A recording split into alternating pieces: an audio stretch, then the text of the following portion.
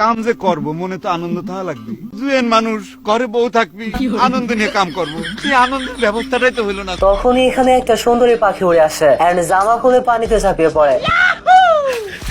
কোনো মাই আমার চয়েস করে না। এখন সুন্দরীকে পটানোর জন্য কাঠের পাখি পর্যন্ত ডানা মেলে আকাশে ওড়া শুরু করে। তুমি রিয়েলিটি মানে নাও।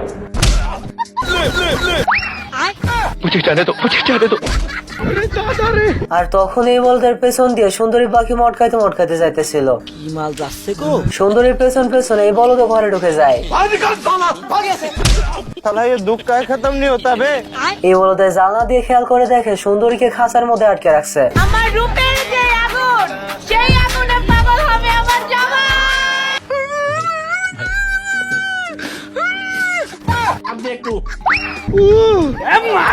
এখন খাঁচা থেকে তো সুন্দরীকে ছাড়িয়ে ফেলে, বাট কাঠের পাখি হওয়ার জন্য একে নিয়ে উল্টা হাসাহাসি শুরু করে।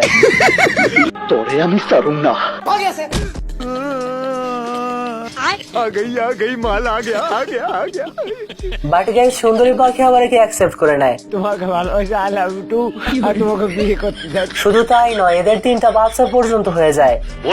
এখন আমার প্রশ্ন হচ্ছে, পাখি যদি কাঠের হয় তাহলে বাচ্চা হয় কেমনে?